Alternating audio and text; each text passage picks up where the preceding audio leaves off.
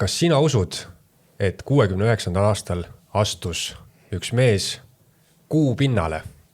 Jäta siia alla kommentaar, kas sa seda usud või mitte ja miks. Pane kindlasti ka Eesti ESO kanalile jälgimine ja siis ühele läheb loosi selline fantastiline Eesti ESO T-särk. Tere taas, Jüri Lina. Tere. Jüri, kas teie usute, et kuu missioon toimus? Ma ei usu üldse mitte midagi. Mitte midagi ei usu? Ma ei ole kunagi midagi uskunud, eriti muidugi koolipõlves siis tuli uskuda seda, mida õpetaja räägib, aga nüüd tagantjärele on ju selgunud, et põhimõtteliselt peaaegu kõik, mida räägiti, osutus tühjaks õhuks, mida ei kinnita faktid. Ja mina lähtun Pythagorase soovitusest. Ja ta ei olnud mitte ainult matemaatik, ta oli ka filosoof, võiks öelda eelkõige filosoof, helilooja, arst ja nii edasi. Ja ta tegeles paljude asjadega. Ja temal oli üks väga hea soovitus, mida ma omakorda olen oma kuulajatele edasi andnud. Ära usu kõike, mida räägitakse või kirjutatakse, kontrolli järele. Ja mina olengi seda teinud. Ja kontrollimisel osutuvad peamised lood, mis on meile väga tuttavad, blufiks. Ja käesoleval juhtumil ma olen ka kontrollid teostanud ja vähemalt üks niisugune moment on, mida niinimetatud ametlikud ringkonnad ei ole suutnud ära seletada. Kuidas on võimalik lennata maa pealt kuule, kui meid ümbritseb väga, ütleksime, väga ohtlik kiirgusväli.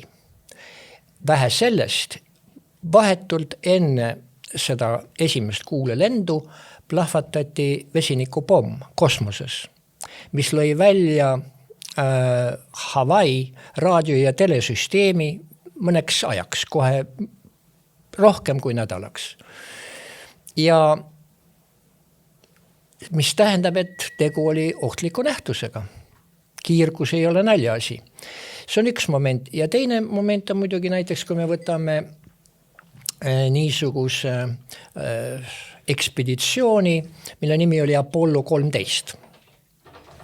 Siis mingi Ameerika transpordilennukilt kukkus alla see maandumiskapsel, millega nad pidid maanduma. Aga laev oli juba üleval. Kuidas see kapsel sai ühe transpordilennuki pealt alla kukkuda, mille korjas üles Nõukogude luurelaev, mis oli maskeeritud kalalaevaks. Ja hiljem muidugi siis teavitati Ameerika võimureid, et niisugune kapsel asub Murmanskis ja ameeriklased võivad selle kätte saada. Ja tehti üksjagu fotosid selle kättesaamise hetkest ja need fotod on avaldatud rahvusvahelises kosmoloogia entsüklopeedias. Ja igaüks võib neid fotosid näha, me praegu näitame teile neid. Inimesed teevad ise oma järeldused. Tähendab, ma tahaksin saada seletust. Kuidas see oli võimalik? Ja ikkagi maanduda samal ajal, kui kapsel oli Murmanskis. Ja kuidas see võimalik on? Sest teatud asjad ei ole võimalikud. Ka ajaloo sündmuste puhul on sama asi. Selle kuu missiooni juures tuleb, see on üks hästi huvitav teema ja hästi palju selle ümber arutletakse, kas nii või naapidi.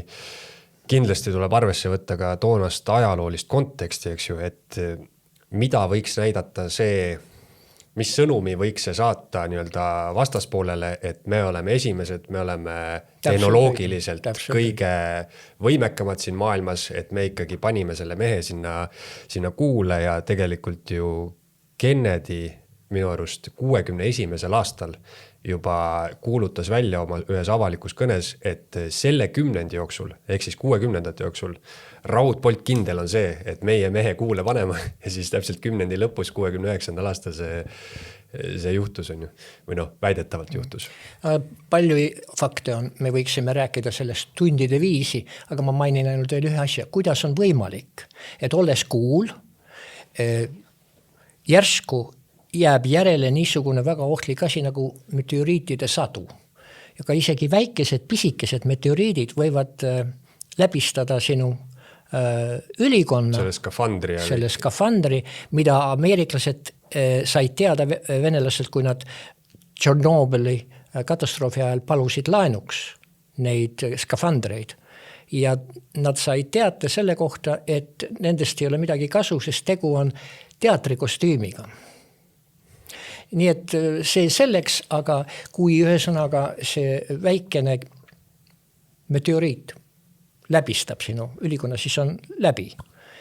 Kõik asjad on läbi. Peale selle on ametlik foto avaldatud ju NASA koduleheküljel ja sellest kuule maandunud kapslist. Ma ei julge niisugusega isegi maal sõita.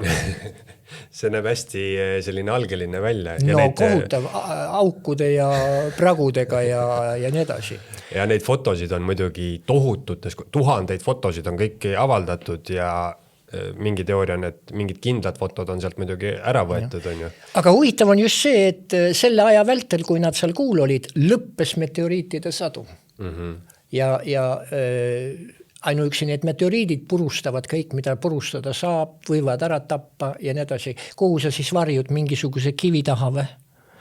Nii et ma ei ole saanud pädevaid ja nagu öeldakse, usutavaid vastuseid küsimustele, aga see puudutab väga paljude asjade kohta. Seal on jah, näiteks rääkides nendest radiatsioonisfääridest, mis on sellised sõõriku kujulised maa magnetpoolustega seotud on ju ja kõigile nii-öelda vastuväidetele on loomulikult NASA teadlastel oma vastuväide on ju, et selle kohta vist oli see, et esiteks sihiti sealt nii-öelda radiatsioonisfäärist nii-öelda lahjematest kohtadest läbi on ju ja tegelikult kosmonaudid olid seal ainult tund aega, et see ei ole surmav ja teine asi on siis see meteoriidisadu, et mingi loogika ütleb jah, et need kosmonaudid ei saa sealt elusalt tagasi tulla. Aga ahvid, kes saadeti varem sinna, nendele oli see surmav millegi pärast. Eesti esu.